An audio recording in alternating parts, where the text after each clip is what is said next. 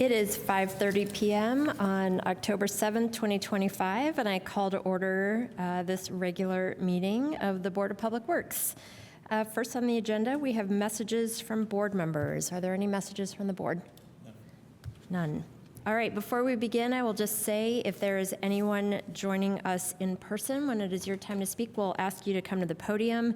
For anyone joining the meeting on Zoom, you can use the raise hand function or the chat function, and we will ask you to unmute and speak at that time. So first, we will start with appeals. The first noise appeal is at 519 West Hoosier Court Avenue.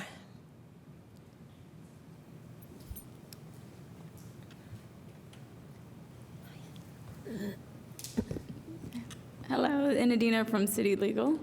Can we push this one and go to the next one? Because the officer's on their way. Sure. Okay, so we will pause that, and we will go on to the next noise appeal, which is 710 East First Street. All right. First we'll present, and then you'll get it. Almost.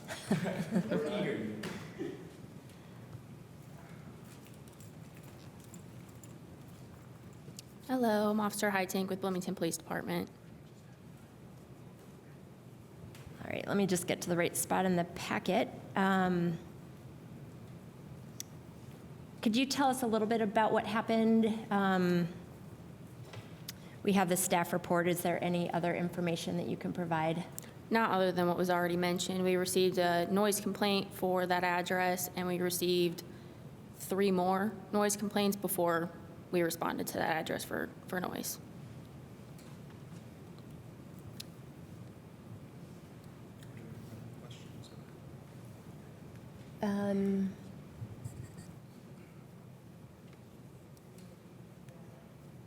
We'll go ahead and do questions from the board.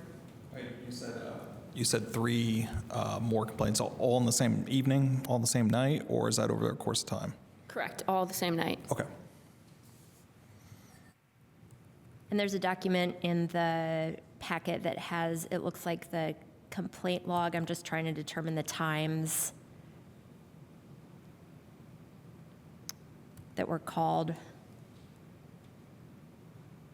2253, 2256, 2302, 2303.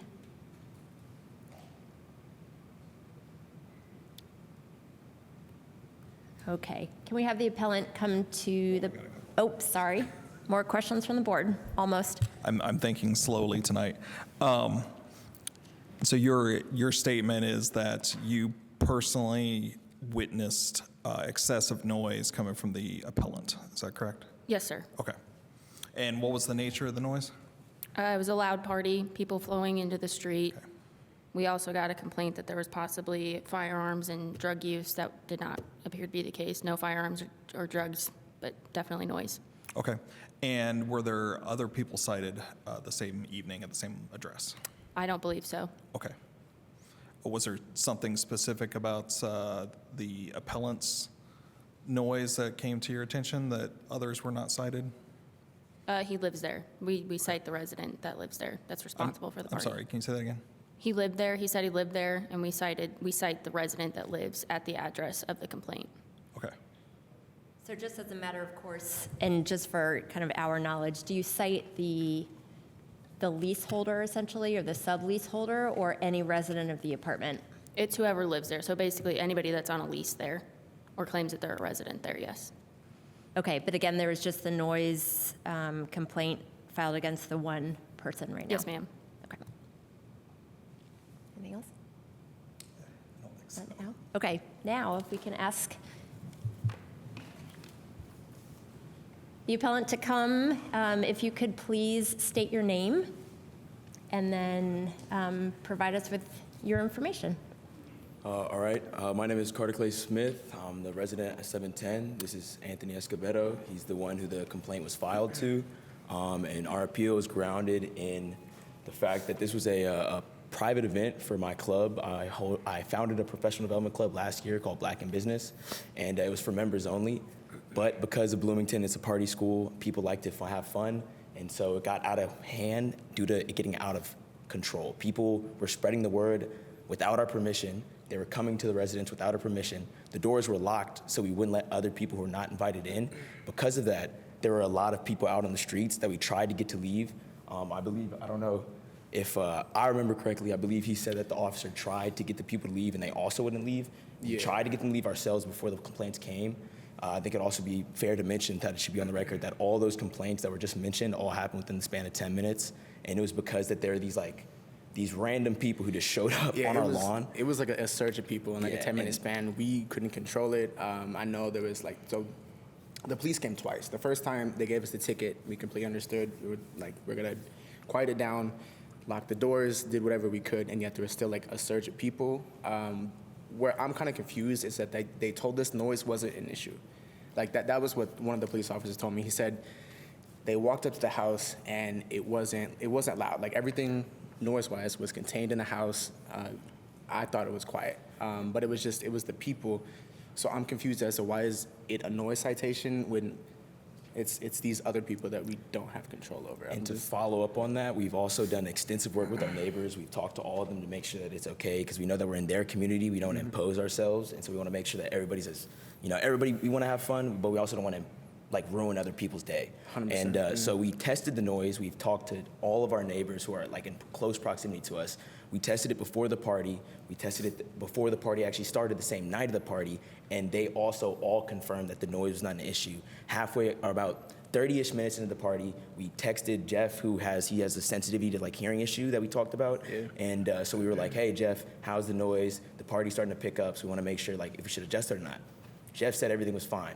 It wasn't until the people came, and then specifically a certain, I don't know who it was, a certain group of individuals, they came in a black Suburban, and they were blasting music outside of their car. Yeah. So the noise wasn't even coming from our residence. It was coming from this mystery vehicle that decided it was appropriate to pull up in front of our house and just blast music, just bothering everybody. And so that's really the extent of our appeal, is that we feel like it was not on us, but on residents, and especially since we didn't invite them, and it was completely just like word of mouth that these other people invited these people. It was a private event for my members and his members. And I feel like really the noise complaint came from that black Suburban that was blasting the music, because that's the only possible source of the noise besides the people chattering, which isn't enough to get a noise complaint. So that's pretty much the extent of our appeal. Can I ask which of you resides in the apartment or is on the lease? Both of us, but I was the one who spoke to the police officers. Okay. Yeah. Thank you. Let's start with, I just have a follow-up question. Can the officer come back and just speak to the issue of the one officer said there wasn't enough noise, you said something about noise and it doesn't necessarily match what was in the call log. Sorry, I didn't hear the first part of what you said. Can you repeat that for me? You said that one of the officers said that there wasn't noise. It was the second officer, so she's going to give us a citation. But there was two other officers there at the scene, and he specifically told me that it was like, yeah, guys, noise isn't the issue. It's because of these people. So that's why I'm just confused as to why it is a noise citation when the police officer told me it wasn't the noise. So is that referring to the same call, I wonder, or are we considering this that? If they're saying that I was there, that would be the same call. I only responded to that residence once. When I arrived, I did hear loud amplified noise coming from the residence, not a car outside. Okay, thank you. Yep, no problem. Questions from the board? Some questions for me, and this I think is directed at staff. Are there statutory findings, or is there a burden of proof that we need to find in order to approve something like this?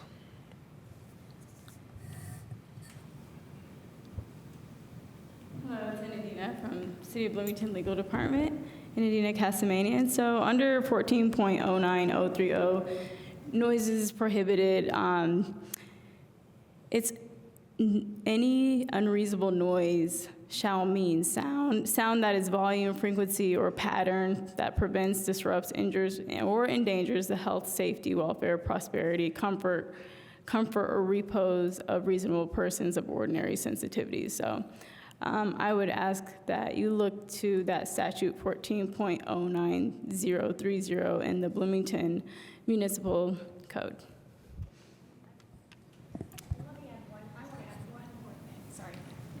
We got two attorneys here today. One more thing I'd like to add is in 14.09030B, it's unlawful for any person to cause or make any unreasonable noise or to allow any unreasonable noise to be caused or made in or on any real or personal property occupied or controlled by the person. So I think the residents said it was their house. They did have an event that drew people to it, maybe more people than they wanted. But they failed to control the environment. It resulted in noise that the officer said she heard coming from the house, and she issued a ticket. I think the finding that the board can make is based on those facts. We do have the owners here admitted they had an event, caused a crowd to come for whatever reason, whether it was social media or I don't know how the people knew about it, but they were there, acknowledged by the owners, and the officer said, I heard noise when I was coming up to the house. And so I think it was a failure to control the environment that resulted in the unreasonable noise. I think that's the finding that the board could make if you so wanted. So before you go, so, I come from the board from a planning and zoning and Yeah, BZ yeah, background where there's appreciate that, very yeah. specific findings. Yeah, We have to, but yeah. what I'm hearing you say is that we're simply weighing the facts and whether the facts of the testimony correspond to our understanding and reading of the city statute. Yes, right. So obviously, to support a code violation, there have to be facts to support it. And the officer has said she personally heard noise coming from the house loud enough that it was, in her professional opinion, unreasonable noise. We did get verification from the occupants of the home that they also knew there was noise. Now, it was, they said outside of the residence, but it was, I think per the code, on their property, and it wasn't, they weren't able to control it. So it's a violation to allow any unreasonable noise to be caused or made in or on real or personal property occupied or controlled by that person. And so as long as you have that finding in the record, those facts in the record, it would support this should it get appealed to the next level. And then one final question. This is the first one of these I've seen since I've been on the board. Recourse for the appellants if we were to deny the appeal. Can They you can explain appeal that? to circuit court, and Okay. then we would, again, why this has been put in the record, why the officer was here, was to say, I had personal knowledge of this. You know, the comment about the other officer, what he said is hearsay. He's not here to testify it. We don't know whether, in fact, that officer said that or not. Not saying that the occupants aren't telling the truth, we just don't have actual proof of that. And so if they chose to appeal to the circuit court, then we would prosecute that at that level, and then see what the trial court did. Okay. Thank you. Officer, one additional question, and then we'll give you a chance to come back up. I'm sorry. The appellants mentioned a black Suburban with a lot of noise emanating from it, and I just want to confirm that you said when you heard noise, you identified it as coming out of the house, not the street in front of the house. Yes, ma'am. Okay, thank you. I'll give you another chance to speak. I'd like to follow up first on the facts that were mentioned. If we're speaking about the facts, I don't know if the officer can testify to this as well, but the majority of the people were not on our property but on the sidewalk. And under my understanding, I'm pretty sure that's public property and not under us. One, inability to control and manage the people. It was not under us. We controlled the people that we had under our supervision. These other people are not under our supervision. They were not inside our property, and we kicked them off our property onto the street. That's where this whole debacle happened. Also, speaking towards even the rule of recognition, I feel like the whole point of this is to kind of the purpose of that tort is to make sure that the entity or the people who are actually causing the noise are held liable.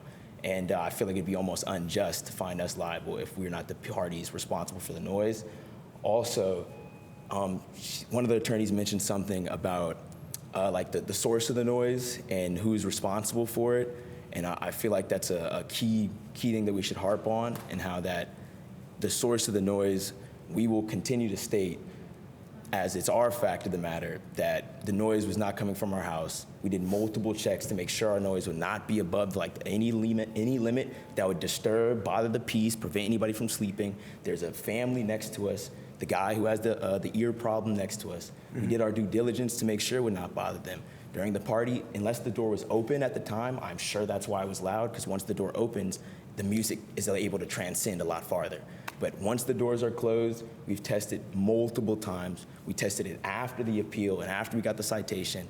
Everybody that we've talked to, all 4 of our neighbors, the ones at 7, I don't know, but the Jeff, Anka, they're all professors, River and Rowan, all these people, they all attested to us and said that the noise wasn't a problem. Actually, one of our neighbors made a joke and said, did we still throw the party? Because they didn't even hear the noise. I understand that may be hearsay, but going back to the facts of the matter, it was under our control, and what was under our control was kept underneath the legal limit. What wasn't outside of our control, we kicked them off the property, so it was no longer our responsibility. And what they chose to do on public property, I feel like has nothing to do with us. And last, going back to the intention of the ordinance in the first place, is to hold those accountable liable. And our engagement in the fact, we have done our best to hold ourselves liable beyond that. 100%. And I feel like it would just be unfair to blame stuff that is outside of our circumstances. When we did our due diligence, we controlled the situation, we got the people off our property, to still say it's our fault.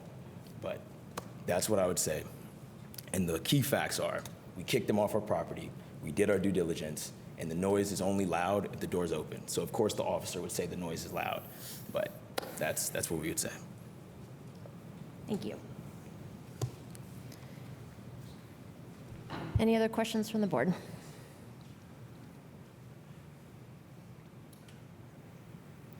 Any questions from the public or on Zoom? No questions in chat. All right. Hearing none, do we have a motion?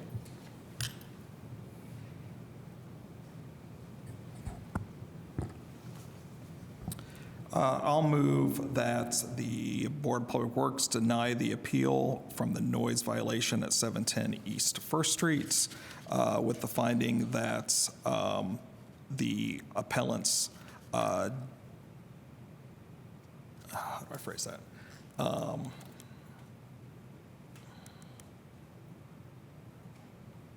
Margie, do I need a specific finding, or is the facts in the record enough?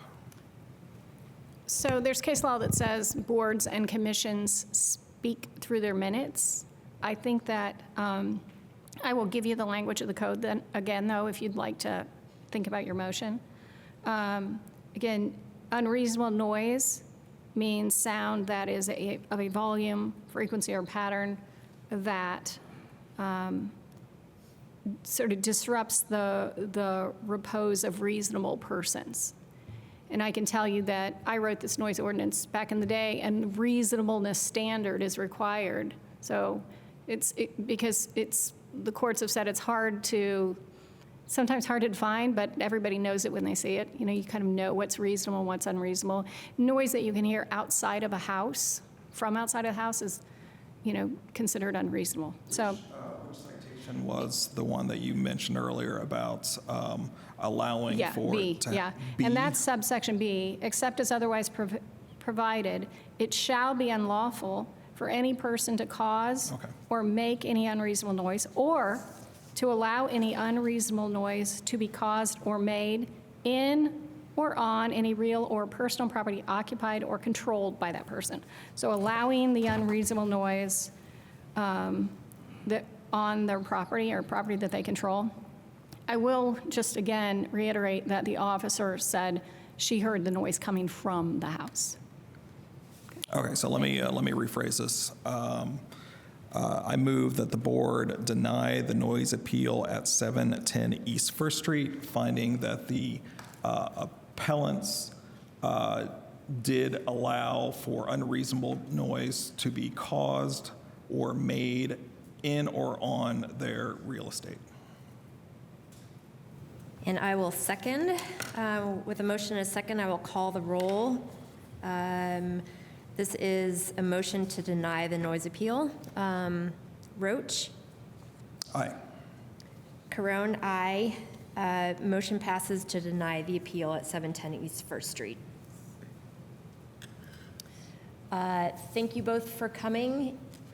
Do we automatically provide information about appealing if desired? No, that's generally up to them. Okay. All right, so now we will move on to the other noise appeal, which is 519 West Hoosier Court Avenue.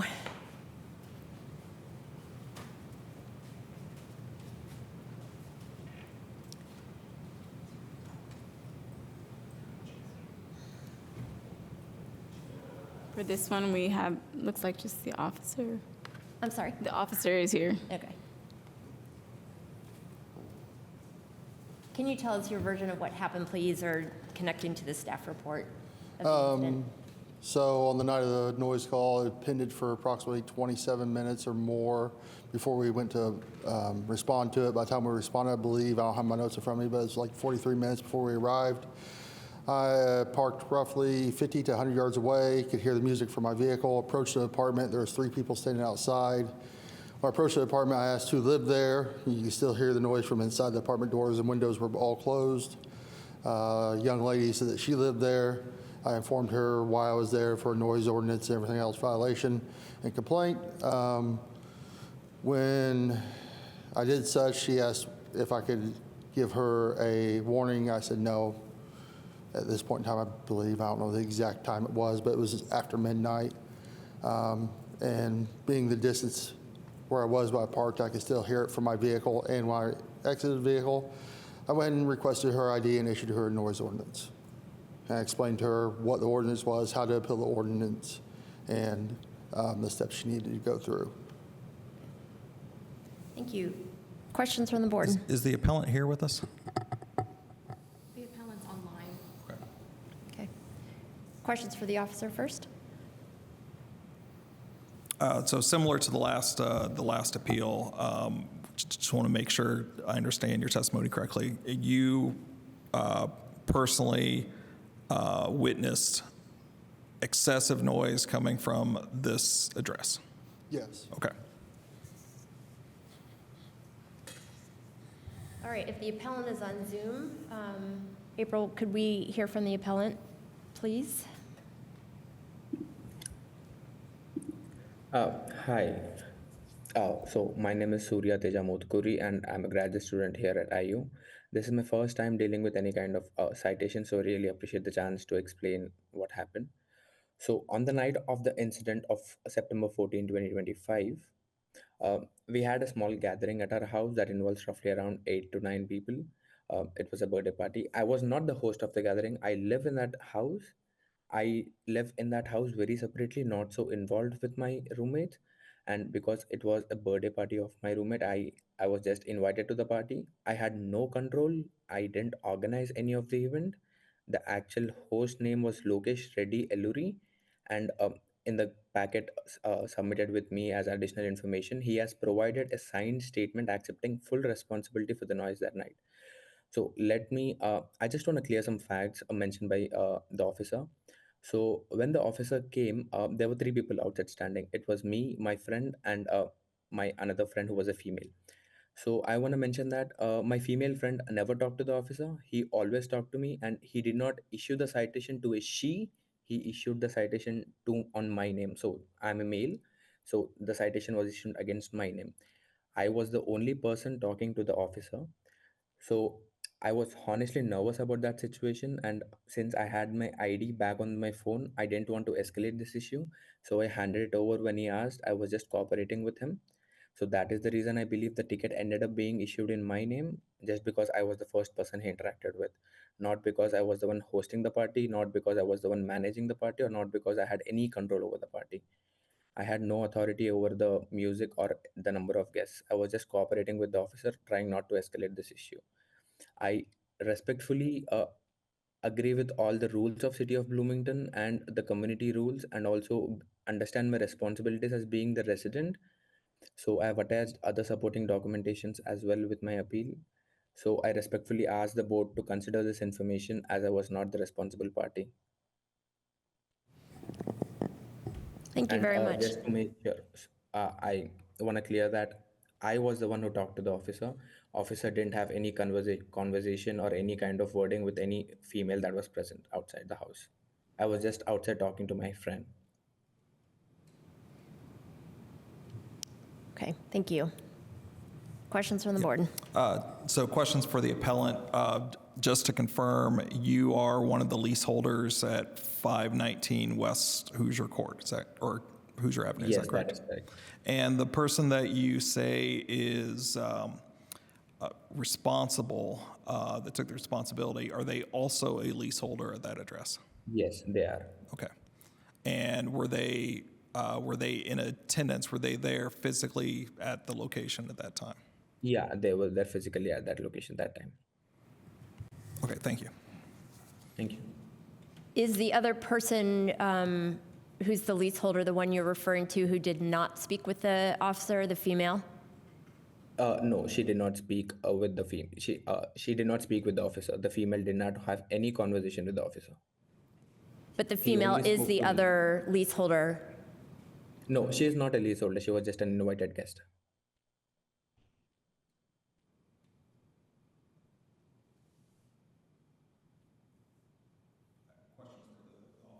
Sorry, I don't remember your name.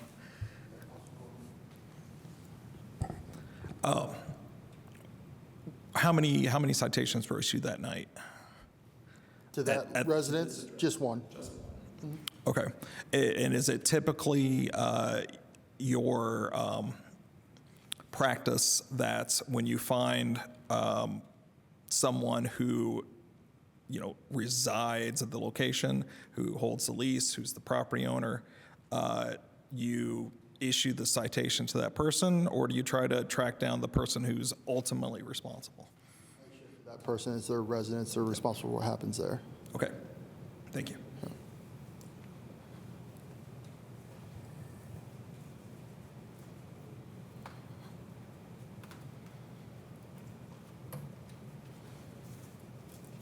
I'm trying to frame my question. I don't know if it's for legal, but if there's two parties who live at a residence that are both leaseholders, and one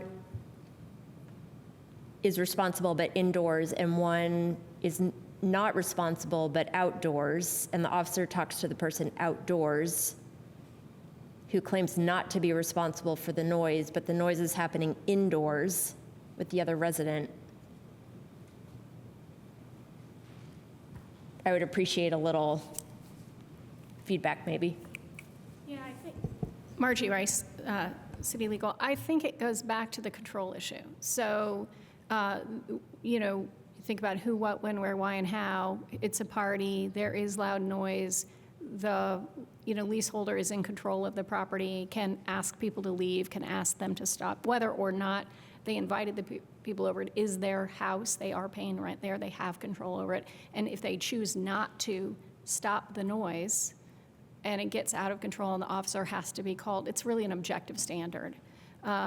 If there was noise, it was heard by an officer, so, there's complaints and they come and they hear the noise, and the person who's in charge of that space, whether or not they're participating in the activities, allows the noise to continue, there's culpability.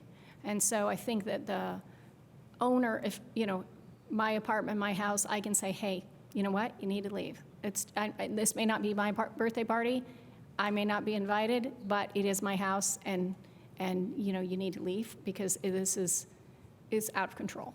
And so I think it's really a control issue. Does that answer your question, or does it not answer your question? I think so. Yeah. I think so. Thank you very much. Yeah, it's a little bit of, being at the wrong place at the wrong time, and if you allow the the noise to continue and don't stop it, then, you can be liable for that. Yeah, I'm just concerned that one resident was outside the house. The complaint was about the noise inside the house. The resident ticketed was outside the Outside. house, not inside the house with the noise.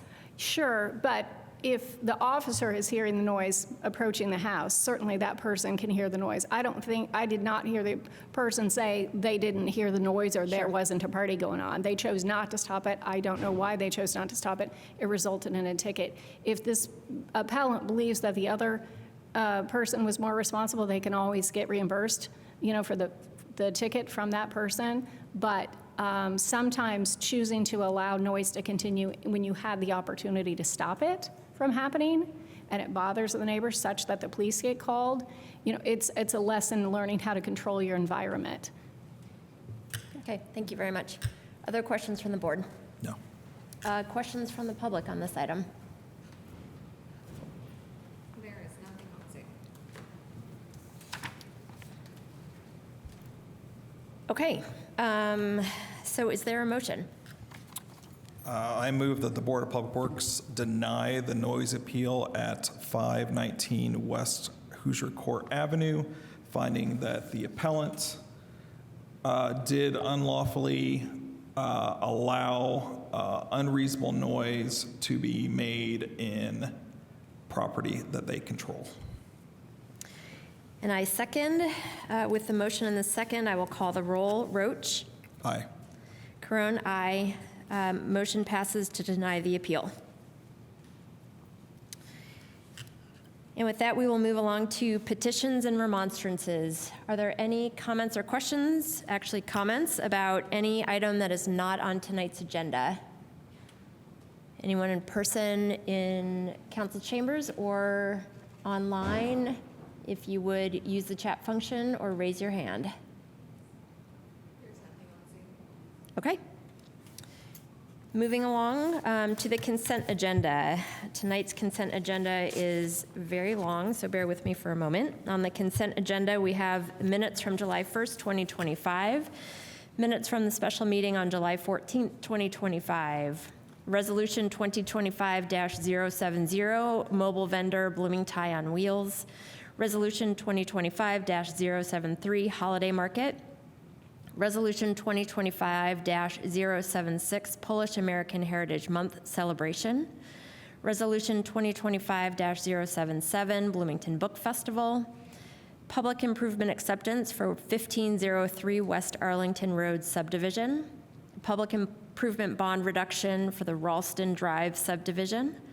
Memorandum of understanding between the Board of Public Works and Bloomington Transit for the West 2nd Street project.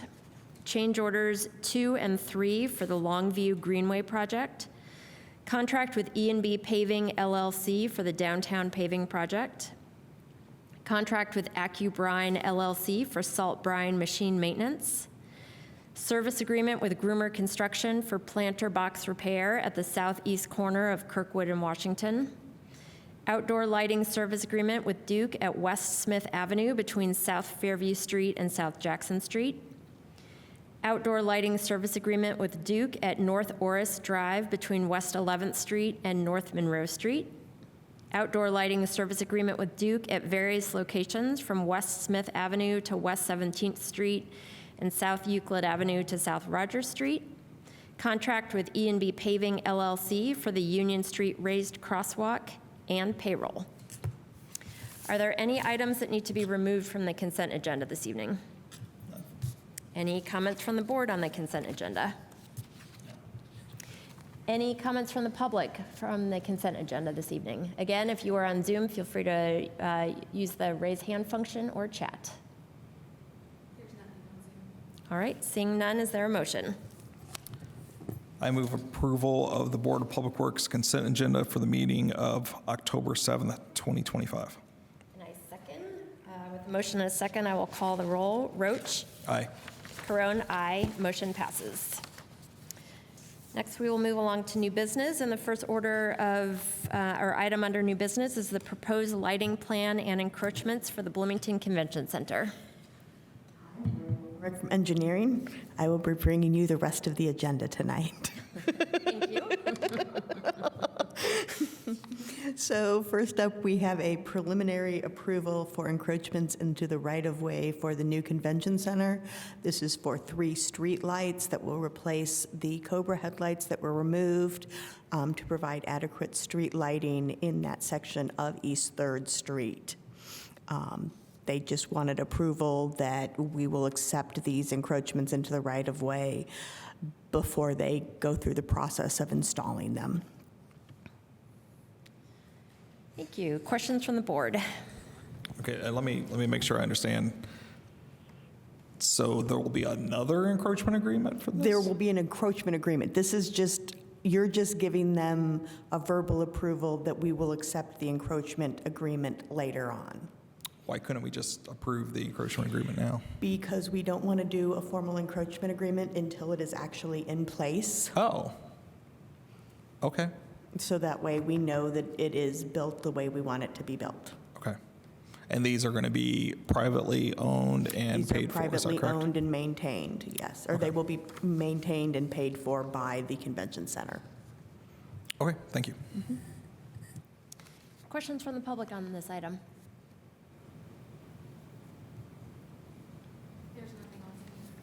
All right, is there a motion? I move preliminary approval of the proposed lighting encroachment agreement for the Bloomington Convention Center. And I second. With the motion and the second, I will call the roll. Roach? Aye. Carone, aye. Motion passes.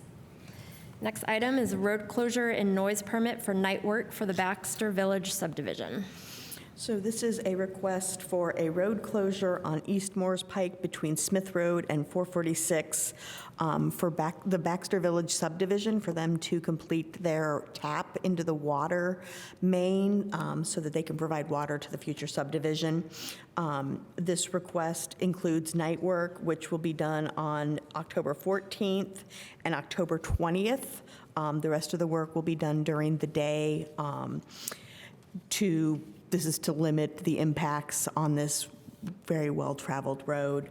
I know that in the work session, you had asked that the notification go out to the neighbors. We have required that and told them that the permit will not be issued until we receive confirmation that the neighbors have been notified. Thank you very much for that. Much appreciated. Other questions? All right. Questions from the public? Either in person, you can approach the podium, or on Zoom.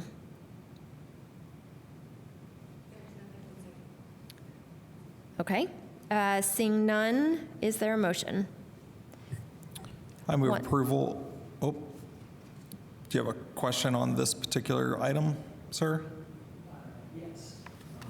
All right, if you could approach the podium and state your name, please. My name is Joseph Bradley Davis, and my question is, could you please reiterate what the potential negative impacts of going ahead and approving this decision might be, so that the general public will more fully understand what this immediate vote might result in? Thank you. Thank you very much. I will ask staff just to reiterate what's on the staff report about this item, please.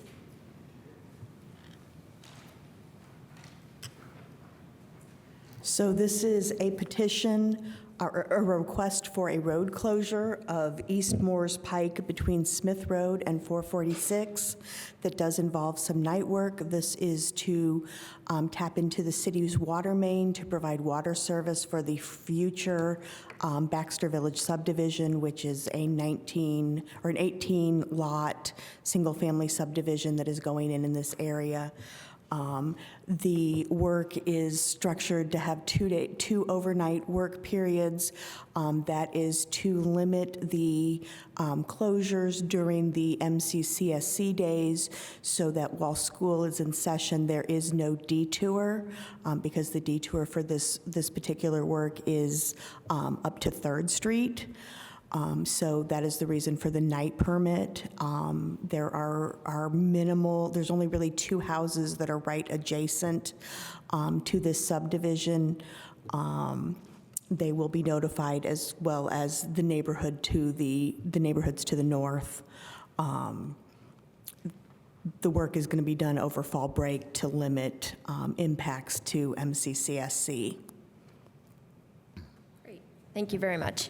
So I would just encourage the contractor to do more than just notify those 2 homeowners, that they Yes, would be and very close. we have told them that we will not actually issue the permit until we receive a copy of the notification that was sent to them.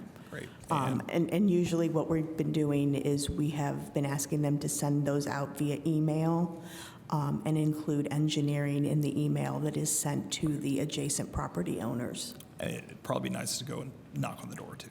Pardon? Probably nice to go knock on the door and have face-to-face conversations. But yes. yeah, we can't prove that, but we can prove an email. Correct.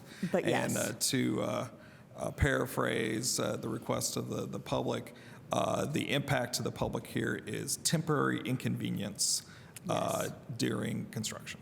Yes. Okay. Yes. Thank you. All right. Is there a motion on this item? Yes, I move approval of the road closure and noise permit for night work for the Baxter Village subdivision.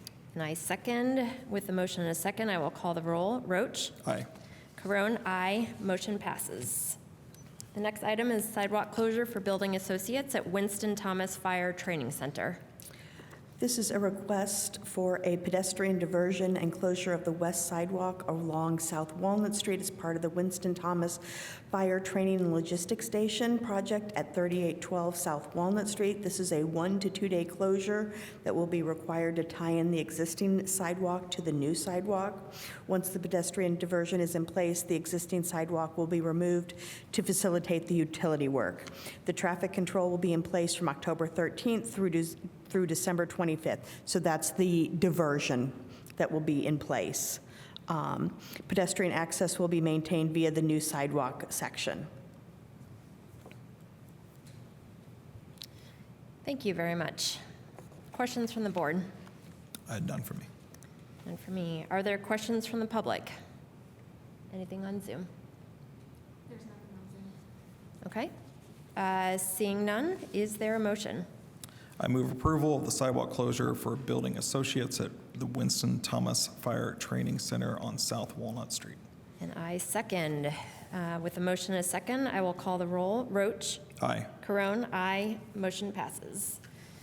Next, we will move along to staff reports and other business. We have a staff report from engineering.